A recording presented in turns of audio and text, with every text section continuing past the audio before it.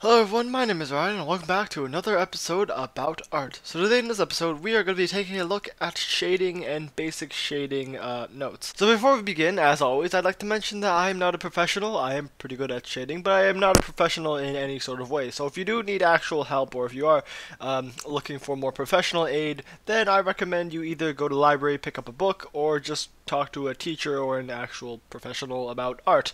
But then again, with that being said, I am still pretty good, so I do recommend you listen to what I have to say, and yeah, hope you enjoy. Now, when I say shading basics, I think I should be saying shading super basics, and that's really sounds better in my head. But anyways, if you thought human anatomy was absolutely insane, then shading, my friend, is gonna be it's basic. Basic would be an understatement, of course. It is extremely not difficult, but it's quite excruciating. It just requires a lot of practice and foreknowledge before you start. So, what is shading, first of all? Well, shading is debatably the basis of realism. If you want to draw something realistically, you gotta know how to shade. Shading, it's everywhere. It's literally light, it's shadows, it's everything. And the reason it's so difficult is because good shading and bad shading can be the difference between making or breaking a drawing.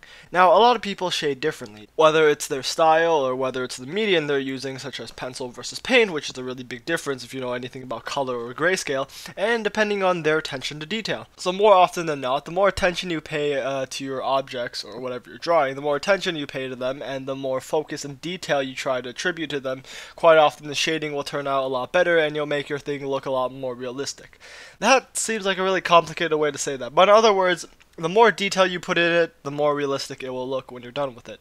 Now you may be thinking, well Ryan, I don't know anything about art. How do I know what to shade and what not to shade? Well, fun fact, shading actually, like perspective, incorporates a lot of aspects from math and science. Quite obviously, shading involves light and how the light hits the object, how it reflects off, the reflections from the light, and quite often a lot of logic and critical thinking in terms of calculating the light rays, the reflections, where the shadows will be, and quite often it's very easy to predict where the shadows and where the shading will be, even if you don't know anything about art. Therefore, the easiest way to draw and to shade is to identify different points and different parts of a shadow or of a shaded object, which I will explain later, but for now, know this. When the shape of an object changes, whether it's the angle or the, shape of it, the shading will always change. Usually, there will be no 2 points on an object that will have the exact same shading. There will always be change, there will always be a gradient of some sort. Your job is just to find that gradient.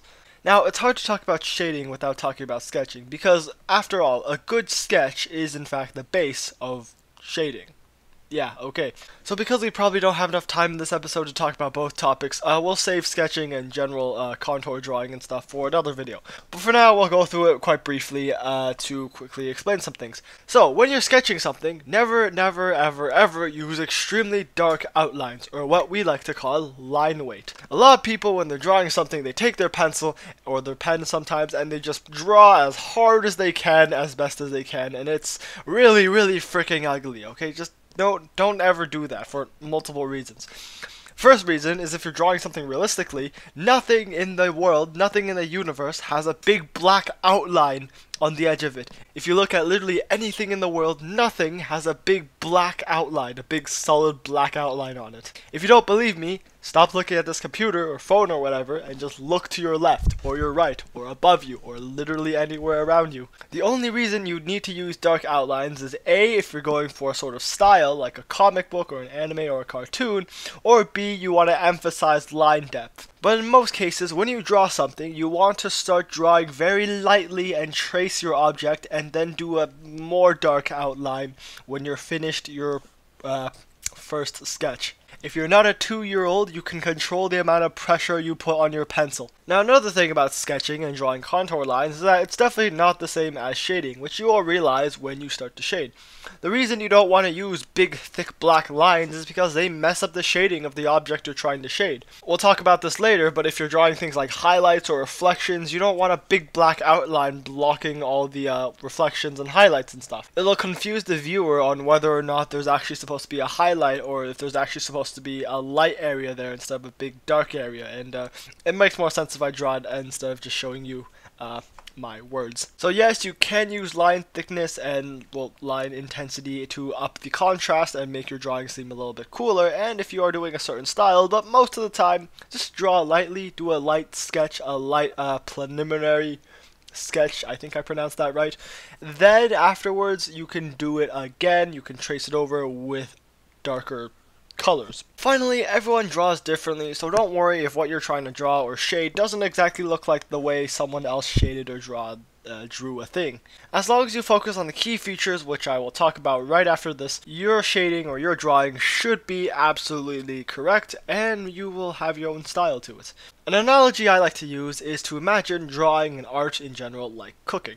Although that may sound weird at first, imagine cooking as in you have your recipe and you have your ingredients and you know what to do, but whatever you do, you can't always make the same dish as someone else. Sure, you can make something similar and eventually at the end it might taste similar, but it's never going to be the exact same. But even though it's not the exact same, it doesn't mean that it's not good.